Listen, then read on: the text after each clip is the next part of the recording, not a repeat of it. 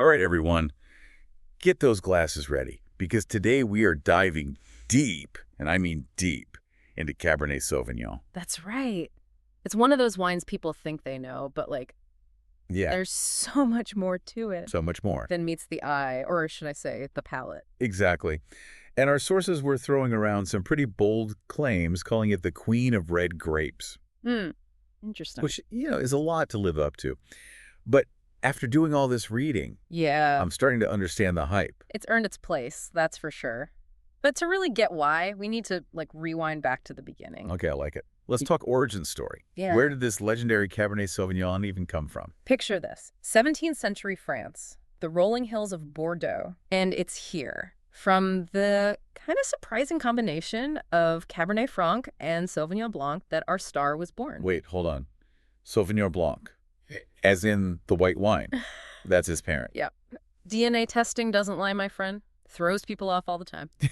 But hey, that's Cabernet Sauvignon for you, full of surprises. This is already more interesting than I expected. Right? And speaking of unexpected, let's talk about this whole gravelly soil thing that Bordeaux is known for. Okay, yes. I was going to ask about that because I hear that phrase thrown around a lot. Right. But, what does that even mean? How does gravel in the ground actually change the taste of what ends up in my glass? I'm glad you asked because it's key. So those gravelly soils, they drain really well, right? Which is actually kind of tough on the vines. They don't get waterlogged. So they produce fewer grapes, but those grapes, way more concentrated in flavor. Ah, so it's like survival mode for the grapes. Yeah. Makes them extra delicious. Precisely. And that's what gives you those classic Cabernet Sauvignon notes. That blackcurrant, the cedar, sometimes even a hint of bell pepper, all thanks to those pebbles. So basically, the rocks are doing all the work here, making this incredible flavor. It's all about that terroir, my friend. The climate, the soil, it all plays a part. And speaking of playing a part, Cabernet Sauvignon isn't just content hanging out in France anymore. Oh no, this grape has wanderlust. That's right. It's like the international ambassador of grapes. So where did this adventurous vine end up putting down roots? Well, get ready to head south, my friend, because we're going to Chile. Chile. Wow. Okay, I'll be honest. When I think Chilean drinks, Cabernet Sauvignon isn't the first thing that comes to mind. I hear you, but trust me on this. Chile has become a Cabernet Sauvignon hotspot, and they're not afraid to do their own thing with it. Okay, so tell me more. What makes Chilean Cabernet Sauvignon stand out from the crowd? Well, picture this. You've got these valleys, right, nestled up against the Andes Mountains. Beautiful. Stunning. But those mountains, they create this crazy temperature swing between day and night. Oh, wow. And the grapes, they love it. Slow ripening, intense flavors, plus that signature Chilean sunshine. It sounds like the best of both worlds. Ripe fruit, but with this freshness, too. Exactly. Plus, land's a bit easier to come by in Chile, which means often friendlier prices for us. That's what I like to hear. All right, so we've got its family tree, its travel itinerary. Now let's get down to business.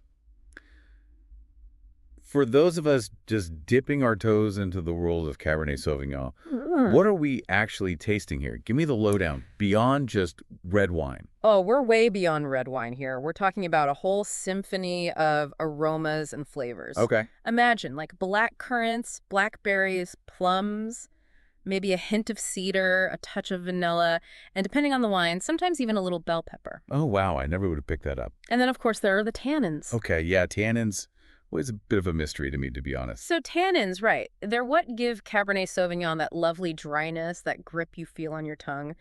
Comes from the grape skins and seeds, and they're especially prominent in this varietal. Ah, so that's what that is. It's like a little mouth workout with every sip. Exactly. And that, my friend, is what makes Cabernet Sauvignon age so well. Those tannins, they're like the guardians of time. Ooh, I like that. They help the wine mature gracefully. So if I find a Cabernet Sauvignon that I want to hold on to for a special occasion, what should I look for?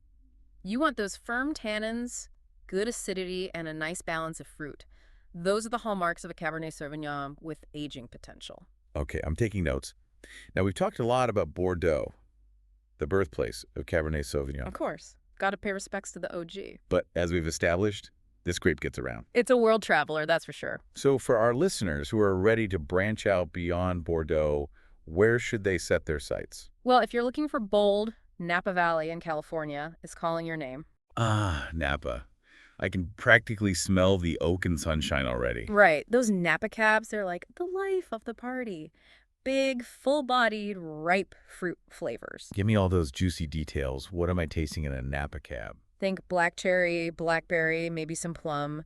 And then that oak influence comes in with vanilla, cedar, even a touch of mocha sometimes. It's like dessert and a full-bodied red wine all rolled into one. Pretty much. It's a California classic for a reason. And Napa's got some heavy hitters in the Cabernet Sauvignon game.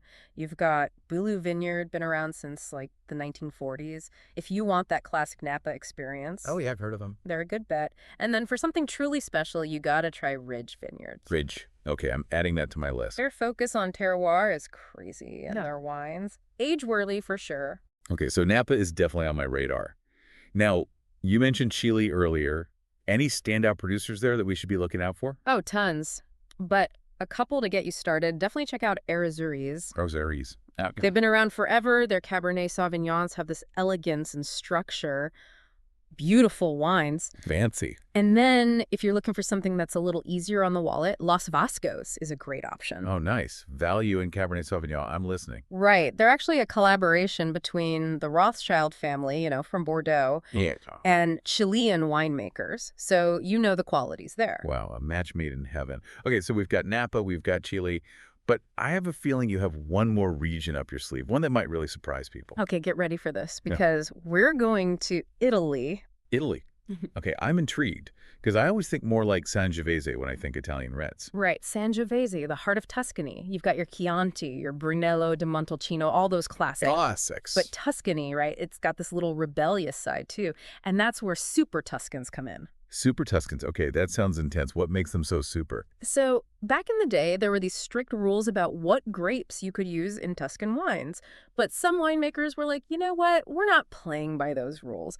And they started blending in international grapes like Cabernet Sauvignon and Merlot to create these bold, age-worthy wines that kind of like broke the mold. Oh, I love it. It's like the Italian wine rebels. Exactly. And the results, spectacular. You get these wines with incredible character, black cherry, plum, leather, tobacco, big structure, elegant tannins. Sounds delicious. Oh, they are. If you want to try a super Tuscan, Tignanello is a must. It's like the OG super Tuscan. VOG. All right, I'm sold. Tignanello, you're going on the list. Good choice. Okay, shifting gears a bit here, let's talk food pairing. Because, everyone knows Cabernet Sauvignon, a big juicy steak, are a match made in heaven. Oh, absolutely. Classic pairing for a reason. But you strike me as someone who has a few more unexpected pairings up their sleeve. You know me too well. While that steak is amazing, there are other things out there.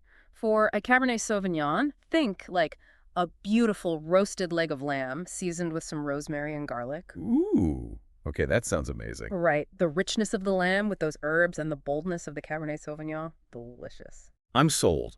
Now, what about cheese? What kind of cheese can stand up to those bold Cabernet flavors? Gouda, my friend.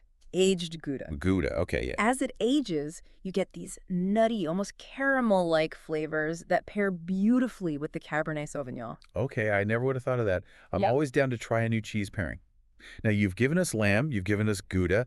Hit me with your most unexpected Cabernet Sauvignon pairing. Mushrooms. Mushrooms. Okay, I did not see that coming. Trust me. Like, what kind of mushroom dishes are we talking? Anything earthy and umami-rich. Think wild mushroom risotto, truffle pasta, even a mushroom part. Oh, wow. Okay, that actually does sound incredible. Right, the earthiness of the mushrooms with those savory notes in the wine, it's a symphony of flavor. Okay, I'm definitely trying that.